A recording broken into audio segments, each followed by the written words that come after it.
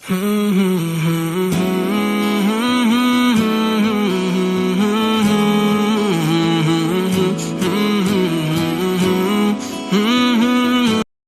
کریم علیہ السلام کی خدمت میں ایک صاحب حاضر ہوئے اور انہوں نے اپنے امام کی شکایت پیش کی جو لمبی نماز پڑھاتا تھا۔ انہوں نے کہا حضور اگر یہ سلسلہ جاری رہا تو میں جماعت سے نماز نہیں پڑھ پاؤں گا۔ تو آقا کریم علیہ السلام سخت غصے میں آئے، آپ نے ارشاد فرمایا انکم منفرون عن الجماعات والامور الاسلامیہ، فرمایا تم لوگوں کو متنفر کر رہے ہو جماعت سے اور امور دینیہ سے، امور اسلامیہ سے متنفر کر رہے ہو۔ حالانکہ اگر کوئی شخص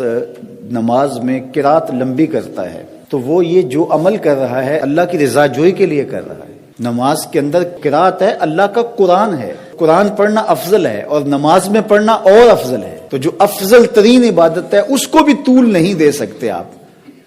تو پھر میں اپنی گفتگو کو کیوں طول دے سکوں کہ جس سے لوگ اذیت میں مبتلا ہوں۔ کسی کو نصیحت کرتے ہوئے، کسی کو تلقین کرتے ہوئے حد سے تجاوز نہیں کرنا چاہیے۔ نفلی عبادت کے لیے آپ واجب کی عبادت جتنا زور نہیں دے سکتے، جو واجبات ہیں ان کا زور فرض کے برابر نہیں ہو سکتا۔ تو دین کی حکمت یہ ہے کہ آسانی سے لوگوں تک دین پہنچایا جائے۔ ہاں جہاں دین نے ہمیں سختی کرنے کی تلقین کی ہے وہ ایک الگ امر ہے، اور جہاں نہیں کی تو ہمیں کوئی اختیار نہیں ہے۔ تو بعض اوقات ہم ان امور پہ اتنا زور دے دیتے ہیں جن کی شریعت میں تاکید نہیں ہوتی، اور ان امور پہ ہم بعض اوقات زور نہیں دیتے جن میں شریعت میں زور ہوتا ہے۔ تو یہ پھر ہم اپنی خواہش کو مقدم کر رہے ہوتے ہیں۔ تو اس لیے کسی بھی امر کے اندر تبلیغی امور ہوں، اعمال ہوں، رویے ہوں، گفتگو ہو، طرز معاشرت ہو، اس میں جو ہے وہ حد سے تجاوز نہیں کرے۔ شریعت نے جس حد تک جانے کا کہا، دیکھیے جہاد میں آخری حد تک جانے کا کہا ہے، مخالف کی گردن اتار دینے کا حکم ہے، وہاں ہم جا سکتے ہیں، لیکن وہاں بھی حد بندی رکھی کہ بچوں کو قتل نہیں کرو گے، بوڑھوں کو قتل نہیں کرو گے، اسی طرح بیماروں اور لاغروں کو، معذوروں کو قتل نہیں کرو گے، ان کے پروہت، پادری اور ان کے جو مذہبی رہنما ہیں ان کا قتل نہیں کرو گے، فصلیں نہیں اجاڑو گے، جانور نہیں قتل کرو گے۔ وہاں بھی آداب دیے، کہتے جنگ اور محبت میں کوئی ضابطے نہیں ہوتے، اسلام نے یہاں بھی ضابطے دیے۔ آقا کریم صحابہ کو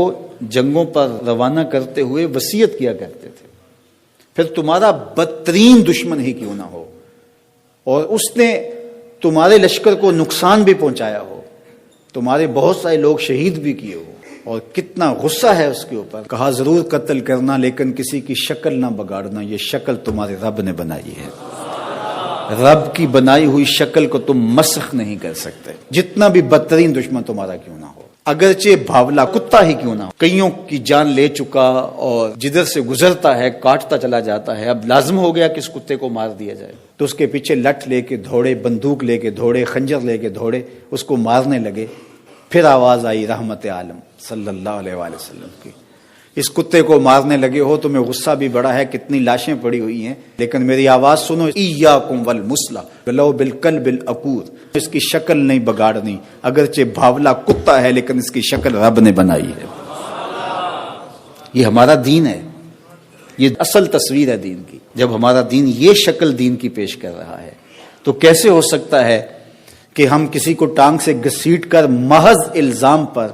اس کو سڑک میں چوراہے میں رکھ کر کے اس کی ہڈیاں توڑ دیں اور پھر اس کی لاش کو جو ہے وہ جلا کر کے راکھ میں تبدیل کر دیں اور اس کو ہم حضور کی محبت قرار دیں؟ یہ ہمارے نفس کی خواہش ہو سکتی ہے، اللہ کے رسول کی محبت نہیں ہو سکتی ہے، کیونکہ جو محب ہوتا ہے وہ محبوب کی بات مانتا ہے۔ تو از خود میں اس بات کا استحقاق نہیں رکھتا کہ میں کوئی چیز طے کروں، جو طے کرے گی وہ شریعت اسلامیہ طے کرے گی، تو شریعت جو کہے گی مجھے اس کے تابع ہونا پڑے گا، نہ کہ اپنی خواہشات کے تابع۔